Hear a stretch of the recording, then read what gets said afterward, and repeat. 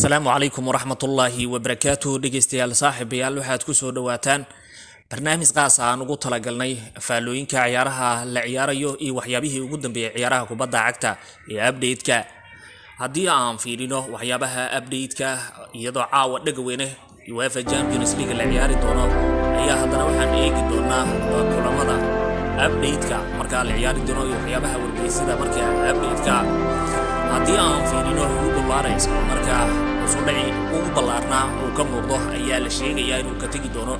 naadiga lagu magacaabo Tottenham Hotspur makeedka iyo marka ka gali doona iyadoo Tottenham la leeyahay ay bartilmaameedkii ugu weynaa marka ay saaraysa ninka lagu magacaabo Pep marka ciyaaraha naadiga lagu magacaabo PSG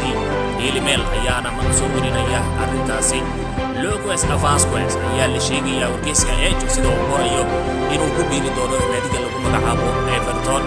Aliya Carlo Ancelotti oo ka warhelay qaabka loogu kalumeysto naadiga Bernabeu Stadium ku ciyaarta ee Real Madrid Vazquez waxaa leeyahay wuxuu ku soo wajahayaa naadiga lagu magacaabo Everton dhanka kale ninkii Ibrahimovic oo markaa leh milkiyadda naadiga Chelsea ayaa la sheegayaa in marka aad ugu waaranayo xidiga lagu markaa u ciyaara naadiga Borussia Dortmund ee lagu magacaabo Erling Haaland waxayna rabtaa wuxuu rabaa ayaa leeyahay markaa lacag aad u fara badan inuu ka soo bixiyo 260 milyan ayuuna markaa ku doonaya waxaa la leeyahay waalidii ugu badneed ayuu waalanaya Roman Abramovich waxaana leeyahay hadda ka hor ayuu markaa ku qasaaray tababaraha ka tagay naadiga lagu magacaabo Chelsea Frank Lampard marka ciyaaryahanna fara badan oo kamid yahay Kai Havertz Timo Werner xidigay kamid yihiin Hakim Ziyech Thiago Silva oo marka naadiga PSG u soo dhaqaaqay Eduardo Mendy xidigay kamid yihiin ayaa la sheegay in lacag fara badan marka ay ku qasaartay naadiga lagu magacaabo Chelsea haatan Erling Haaland ayuu lacagtii ugu badneed 260 milyan ayuu marka ku rabaa ayaa la leeyahay wargeysyadana waxyaabahaas ayaa marka update ka ahaa waxaan fiirin doonaa marka aan falaaqeyn doonaa UEFA Champions League oo kulamada marka caawa iyo maanta kulamada marka caawa laga ciyaari doono iyadoo maanta wargeysyada waxyaabo badan marka ay ka qorayaan haddii aan fiirino naadiga Atlanta ayaa soo dhaweyn doonta naadiga lagu magacaabo Real Madrid garoonka wuxuu ka dhici doonaa Alves Bergamo iyo marka lagu ciyaari doonaa dhanka kale Borussia naadiga lagu magacaabo Borussia Mönchengladbach naadiga Manchester City ayaa ciyaari doona bayna ku ciyaari doona Puskas Arena wadabesti ayay marka ku ciyaari doonaan geeska Afrika shan saaxiibinimo ayaa laga daawan doonaa kulamada waddamaan waxay soo wada gali doonaan shanta habeenimo ayay marka soo gali doonaan haddii aan fiirino ciyaaryahanada macquulka naadiga Real Madrid raacay haddii aan fiirino kulanka lantay ciyaari doonaan Karim Benzema Eden Hazard Sergio Ramos Valverde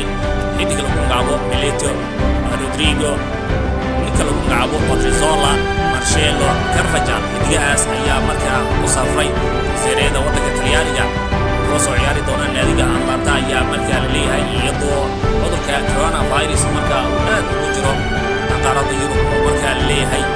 saameyn badan ayuu ku yeeshay taageerayaasha kubadda cagta ee qaaradda Yurub haddii aan fiirino waxyaabaha ayaa markaa fiiri doonaa aan falaaqeyn doonaa waxyaabaha ciyaaraha marka update-ka ka haddii aan fiirino marka kulamada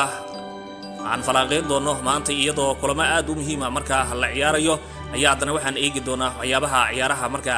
laga tilmaamay oo marka laga sheegay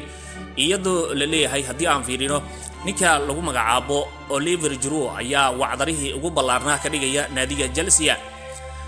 haddii aan fiirino qaab ciyaareed kale oo Champions League ah ayuu marka la soo baxay ayaa leeyahay Oliver Giroud hadda wuxuu dhaliyay 6 gool afartii kulan ee ugu dambeysay UEFA Champions League Oliver Giroud wuxuu noqday ciyaaryahankii ugu horeeyay ee naadiga Chelsea ka dhaliya UEFA Champions League wareega 16 marka looga soo baxayo ololaha Champions League tan iyo Didier Drogba ayaa leeyahay 6 gool marka dhaliyay sanadkii 2012 34 jirkan oo marka jira 34 sano iyo 146 maalmood ciyaaryahanka ugu daada weyn ee goolal ka dhaliyay wareega 16 UEFA Champions League Chelsea waxaana marka ugu daada weyn ayaa leeyahay oo sidaas sameeyay kooxaha Ingiriiska ka ciyaara ninka lagu magacaabo Ryan Giggs ayaa leeyahay oo marka dhaliyay 37 gool bishii April 2011 naadiga Schalke ayuuna goolkaasi marka oo 37 marka u dhaliyay ayaa marka la leeyahay dhanka kale haddii aan fiirino Oliver Giroud 15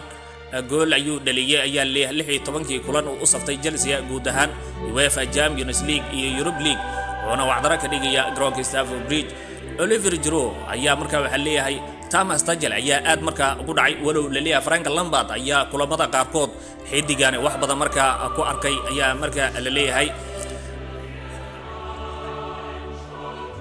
waxayna si fiican markaa xalayto ugu badiyo Thomas Tuchel haddii aan fiirino wuxuu leeyahay Oliver Giroud waa xidig markaa aad muhiim u ah haddii maalin kasta aad aragto xidigani waxyaabo cusub ayuu markaa la ku soo kordhinaya naadiga Chelsea ayuu leeyahay waa la yaabi kartaa ayuu leeyahay gabi ahaanba waa tam jirkiisuna qaab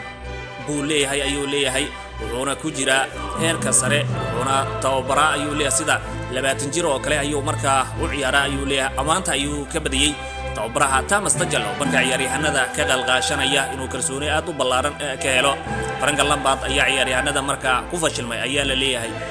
guud ahaan barnaamijka faallada ciyaaraha markaa la ciyaari doono iyo waxyaabaha update-ka markaa ku falanqeynayna maanta intaas ayaan ku soo gabagabeyn doonaa.